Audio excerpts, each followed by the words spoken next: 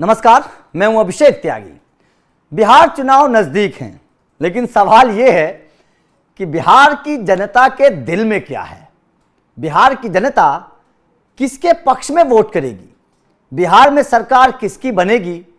लगातार बिहार में राजनीतिक सरगर्मियां तेज हैं। प्रशांत किशोर के मैदान में आने के बाद बिहार की राजनीतिक लड़ाई बड़ी दिलचस्प हो गई है, क्योंकि प्रशांत किशोर जोर शोर से हमले कर रहे हैं। लगातार अपनी जो दिमाग है, जो राजनीतिक चाल वो चलते हैं, तमाम पार्टियों के साथ वो रहे हैं, वो चाल वो आजमा रहे हैं, सोशल मीडिया का इस्तेमाल कर रहे हैं। प्रशांत किशोर इस वक्त सड़कों को पर जमकर भाग रहे हैं बिहार चुनाव जीतने के लिए, और ये दावा भी कर रहे हैं कि वो बिहार चुनाव में उनकी पार्टी बेहतर परफॉर्मेंस करेगी। लेकिन इस बार कांग्रेस भी मैदान में है और बड़े दमखम लगाकर कांग्रेस मैदान में उतर रही है।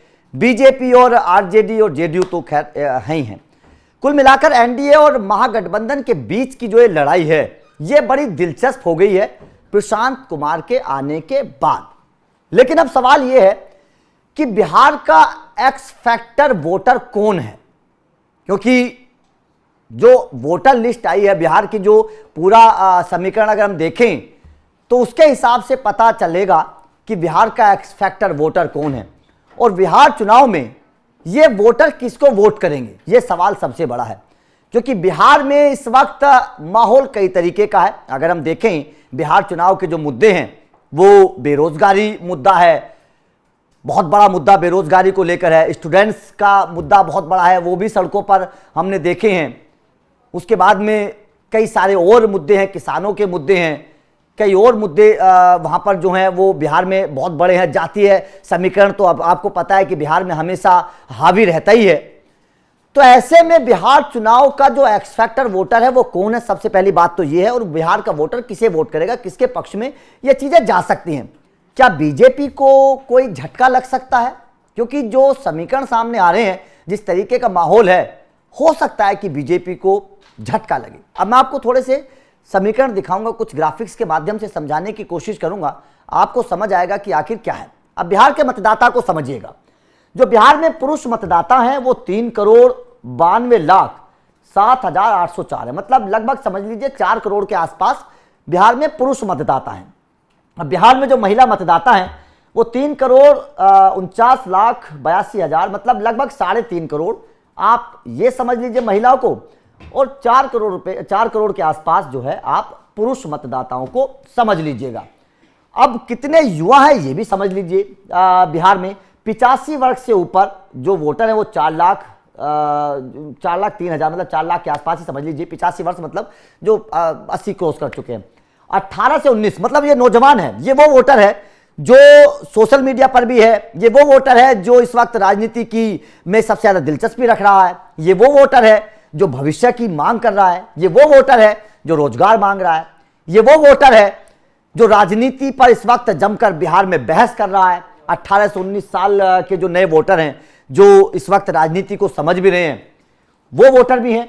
दिव्यांग मतदाता भी हैं, जो बिहार में 7 लाख के आसपास दिव्यांग मतदाता भी हैं। लेकिन मैं एक बार दोबारा से नौजवान वोटर पर आना चाहूँगा। नौजवान वोटर का बड़ा इंपॉर्टेंट है, उस पर समझेंगे।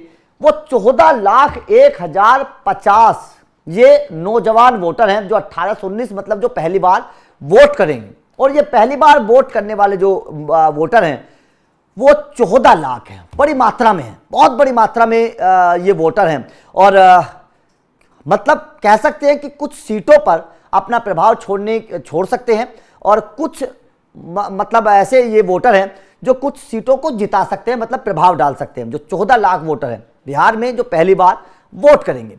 अब यहां पर सबसे बड़ा जो सवाल है वो ये है कि पहली बार वोट करने वाले जो वोटर हैं वो बड़ी मात्रा में है इस बार बिहार में। जो नौजवान हैं, लड़कों की बात करिए, लड़कियों की बात करिए, महिलाओं की बात करिए, जो पहली बार वोट कर रहे हैं वो बहुत बड़ी मात्रा में है।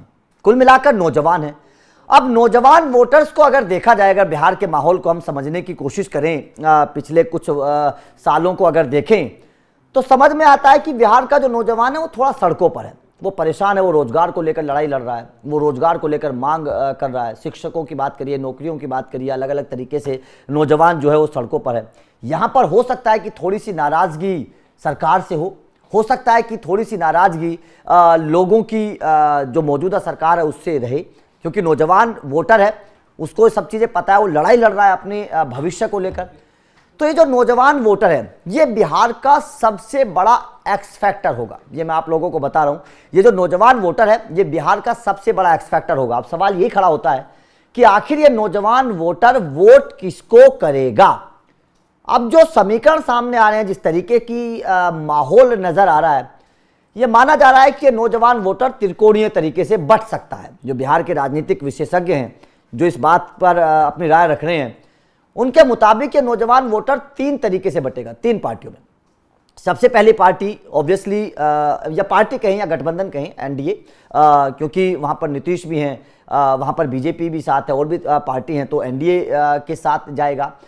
उधर महागठबंधन के साथ भी जाएगा। महागठबंधन में भी जेडीयू के साथ ज़्यादा जाने की बातें हो रही हैं, क्योंकि तेजस्वी हैं, एक नौजवान चेहरे के तौर पर उन्होंने अपने आप को प्रोजेक्ट किया है और ज़ोर शोर से अपना चुनाव प्रचार भी कर रहे हैं। और ये बिहार के नौजवानों को एक सपना भी दिखा रहे हैं कि अगर उनकी सरकार आती है तो वो रोजगार भी देंगे, आपके बातों को भी माना जाएगा। महिलाओं के लिए भी उन्होंने 2500 रुपये का ऐलान किया है कि हर महीने महिलाओं को 2500 रुपये दिया जाएगा।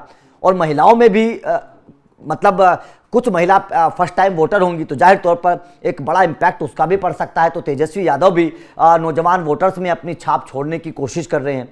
और ऊपर से प्रशांत किशोर है, जो पहली बार चुनावी मैदान में बिहार में आ रहे हैं, नौजवान चेहरे के तौर पर एक सपना दिखा रहे हैं बिहार के नौजवानों को कि अगर मैं आऊँगा तो बिहार को बदलूंगा, अगर मैं आऊँगा तो इन सब चीज़ों से बिहार को बाहर निकालूंगा, बिहार को एक नए बिहार की तरफ हम नए रास्ते पर ले जाएंगे।